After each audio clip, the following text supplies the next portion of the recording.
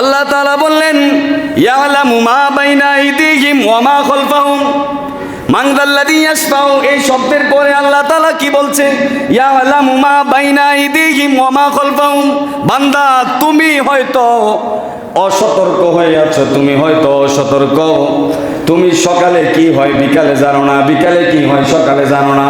সামনের দিকে যদি তুমি তাকাও, পিছনে কি হয় তুমি এটা দেখো না। পিছনের দিকে যদি তাকাও, সামনে কি হয় এটা তুমি দেখো না। কিন্তু বান্দা, আমি তোমাদের রব। ইয়ালামু মা বাইনা আইদিহিম ওয়া মা খালফাহুম। বান্দারে, আমি আল্লাহ তোমার সামনেও সব দেখি, পিছেও সব দেখি। তুমি যা করো আমি আল্লাহ সব কিছু সম্পর্কে অবগত। সুবহানাল্লাহ বলেন। রাতের অন্ধকারে আপনি যদি একা একা কোনো ভুল করেন, দুনিয়ার কোনো মানুষ দেখে না, কিন্তু আমার আল্লাহ দেখে কি দেখে না। এটাই আল্লাহ তাআলা এখানে বলে দিছে, ইয়ালামু মা বাইনা আইদিহিম ওয়া মা খালফাহুম। আমি আল্লাহ তোমার সামনে পিছনে যা কিছু আছে সব কিছু সম্পর্কে আমি আল্লাহ অবগত। তাহলে চুরি করার কোনো সুযোগ আছে? গুনাহ করার কোনো সুযোগ আছে? পলায় পলায় গুনাহ করবেন, কেউ দেখবে না, এরকম কোনো সুযোগ আছে? দেখবে কে? লেখবে কে? বলেন, লেখবে কে? দেখবে কে? লেখবে কে? ফিট করে দিছে কে? যাইবেন কই? সব দিকেই তো আটকানো। সুবহানাল্লাহ বলেন। সব দিকে আটকানো। দেখতেছে একজন, লেখার জন্য ফিট করে দিছে দুইজন। এবার আপনি যাইবেন কই? কদমে কদমে লেখা হচ্ছে। সুবহানাল্লাহ। প্রত্যেকটা শ্বাস নিঃশ্বাস পর্যন্ত ফেরেশতারা লিখতেছে। আপনি কোন শ্বাসে আল্লাহ বলছেন এটা লিখতেছে ডান কাঁধের ফেরেশতা। কোন শ্বাসের সাথে আপনি একজনকে গালি দিবেন এটা লিখতেছে বাম পাশের ফেরেশতা। কোন দিকে যাইবেন? যাররা যাররা হিসাব নেওয়া হবে। ফামান ইয়ামাল মিসকালা যাররাতিন খায়রান ইয়ারা ওয়া মান ইয়ামাল মিসকালা যাররাতিন শাররান ইয়ারা। বন্ধু, কোন দিকে যাইবেন? প্রত্যেকটা শ্বাস লেখা হচ্ছে। আমার প্রত্যেকটা শ্বাস লিখতেছে, আপনার প্রত্যেকটা শ্বাস তারা লিখতেছে। এই শ্বাসগুলো আপনি কিভাবে পালাইতেছেন, কিভাবে আপনি প্রত্যেকটা সেকেন্ড কাটাইতেছেন, প্রত্যেকটা সেকেন্ডের হিসাব এদের কাছে লেখা আছে। হাসরের ময়দানে আমার আর আপনার চোখের সামনে শ্বাস নিঃশ্বাসের হিসাবগুলো সেকেন্ড, প্রত্যেকটা সেকেন্ডের হিসাব আয়নার মতো ভাসবে। আয়নার মতো ভাসবে, আয়নার মতো। আমরা বলবো, মালি হাদাল কিতাব লা ইউগাদিরু সগীরাতাও ওয়ালা কাবীরাতান ইল্লা আহসাহা। আল্লাহ, একটা গুনাহ তো এখানে বাদ পড়ে নাই। যা যা করছিলাম সব কিছু এখানে দেখা যায়। আল্লাহ, আমি এখন কোন দিকে যাবো? আল্লাহ, আমি এখন কোন দিকে পলাম? ওই দিন কি পলানোর মতো কোনো সুযোগ আছে বাজান?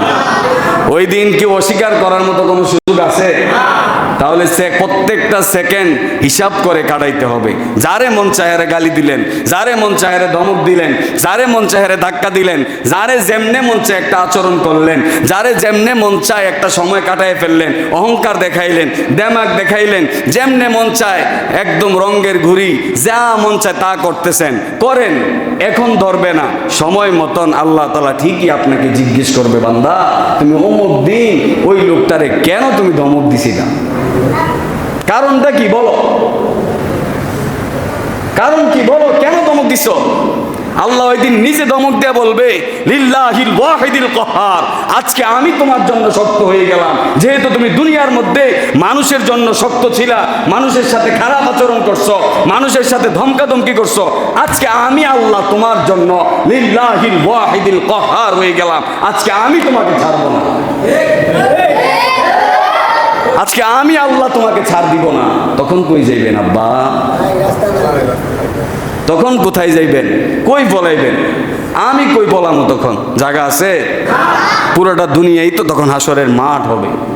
পুরা দুনিয়া কিচ্ছু থাকবে না, সমান। পুরা দুনিয়া, এই যে যা দেখতেছেন এটাই হাসরের মাঠ। পুরা দুনিয়া, পুরা পৃথিবী হাসরের মাঠ। কোন দিকে যাইবেন তখন বলাইতে? তখন কি আর কোনো সিফা সাফা থাকবো? তখন তো হিসাব ঠিকই দেওয়া লাগবে। এই জন্য আমরা প্রত্যেকটা মিনিট, সেকেন্ড, প্রত্যেকটা ঘন্টা, প্রত্যেকটা দিন, প্রত্যেকটা শ্বাস হিসাব কইরাই ফালাইতে হবে। যদি না ফালান বিপদ আপনারটা আপনার কাছেই আসবে, আমারটা আমার কাছেই আসবে। আল্লাহ আমাদেরকে প্রত্যেকটা সেকেন্ড, প্রত্যেকটা শ্বাস নিঃশ্বাস আপনার সন্তুষ্টি মোতাবেক ফালানোর তৌফিক দেন, বলেন আমিন। আল্লাহ আমাদের সকলকে প্রত্যেকটা শ্বাস নিঃশ্বাস হিসাব কইরা যেন আমরা ফালাইতে পারি, এবং প্রত্যেকটা সেকেন্ড আখিরাতের জন্য, কবরের জন্য, হাসরের জন্য, ওই প্রত্যেকটা সেকেন্ড যেন আমল কইরা আখিরাতের বাজার কইরা আল্লাহ আমরা যেন কবরে যাইতে পারি। আল্লাহ তৌফিক দিয়া দেন, বলেন আমিন। সময় শেষ, বাকি শব্দগুলো শেষ করে দিই। ওয়ালা ইউহিতুনা বিশাইইন মিন ইলমিহি ইল্লা বিমা শা। আল্লাহ তাআলা আমাদেরকে যতটুকু জ্ঞান দিছে, যতটুকু বিবেক দিছে, এর বাইরে আমরা কিছুই জানি না। আমরা যে যতই অহংকার করি, আমরা যে যতই নিজের বড় মনে করি, আল্লাহ যতদূর বুঝার তৌফিক দিছে এর বেশি কিছুই জানি না। সুবহানাল্লাহ বলেন। এই জন্যই আল্লাহ এখানে আটকায় দিছে, অহংকার করার কোনো সুযোগ নাই। ওই যে আমি অনেক কিছু জানি, এরকম আছে না দুই একজন, আমি অনেক কিছু, আর আপনি কিছুই না। আপনি বলবেন আমি অনেক কিছু, আল্লাহ বলতেছে ওয়ালা ইউহিতুনা বিশাইইন মিন ইলমিহি ইল্লা বিমা শা। বান্দা তুই কিছুই না, তুই কিচ্ছু জানিস না। আমি আল্লাহ তোরে ক্ষুদ্র ক্ষুদ্র জ্ঞান দিছি, এটা দিয়ে শুধু তুই কটা ভাত খেতে পারস, ক্ষুদ্র হাঁটতে পারস, এই আর কিচ্ছু জানিস না বেটা। সুবহানাল্লাহ। কি জানি সাগরের তল দেশে কি আছে আমরা কিছু জানি? আসমানের উপরে কি আছে কিছু জানি? এক একটা তারা কেমনে আল্লাহ বানাইছে জানি? সূর্য কেমনে বানাইছে জানি? চাঁদ কেমনে বানাইছে জানি? এই দুনিয়া কেমনে এখন এরকম স্থির আছে জানি? কিছুই জানি না। কিন্তু আমি একটা বেড়া, আমি একটা কি অহংকারের শেষ নাই।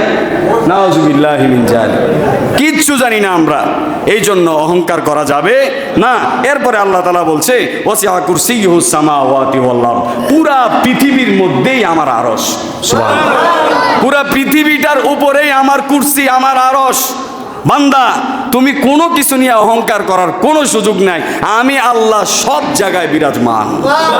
এরপরে আল্লাহ তাআলা বলছে ওয়ালা ইয়াউদু হিফযুহুমা। তুমি দুনিয়ার মধ্যে একটু কাজকর্ম কইরা তুমি ক্লান্ত হয়ে যাও, তুমি ভাবছো হয়তো তুমি ক্লান্ত হয়ে গেছো, আমি আল্লাহ হয়তো ক্লান্ত না। ওয়ালা ইয়াউদু হিফযুহুমা, আমি আল্লাহ যে সর্বক্ষণ 24 ঘন্টা, পুরা মাস, পুরা বছর, একবারে পৃথিবীর প্রথম থেকে শুরু করে কিয়ামত পর্যন্ত আমি আল্লাহ আমার এই দুনিয়া আমি হেফাজত করবো, আমি দেখে রাখি, কিন্তু আমি আল্লাহ কোনোদিন ক্লান্ত হই না। সুবহানাল্লাহ বলেন। কেন ক্লান্ত হন না? কারণ তিনি আমাদের রব, এই জন্য তিনি ক্লান্ত হন না। সুবহানাল্লাহ। এরপরে আল্লাহ তাআলা বলছে ওহুয়াল আলিয়্যুল আযীম, আমি আল্লাহই সব কিছুর চাইতে বড়। সুবহানাল্লাহ। আল্লাহ তাআলা আমাদেরকে আয়াতুল কুরসি, এই যে আজকে 2-4টা কথা শুনলাম, কেমন লাগছে? এরকম আয়াতের কথাগুলো বরকতপূর্ণ কিছু কথা আমাদের জানা দরকার, মুসলমান হিসাবে এটা ভিতরে রাখা দরকার। এই জন্য আমরা ইনশাআল্লাহ আয়াতুল কুরসি যারা পারি না, আয়াতুল কুরসি আমরা মুখস্থ করে নিব। আয়াতুল কুরসি প্রত্যেক ফরজ নামাজের পরে একবার তেলাওয়াত করব। আয়াতুল কুরসি যে দৈনিক তেলাওয়াত করবে, হাদিস শরীফে আছে আল্লাহ তাআলা কি প্রথম ফজিলতটা কি? একদম শুধু জান্নাতে যাওয়ার জন্য একটা বাধা, মৃত্যু হইতে দেরি, জান্নাতে ঢুকতে দেরি নেই। সুবহানাল্লাহ।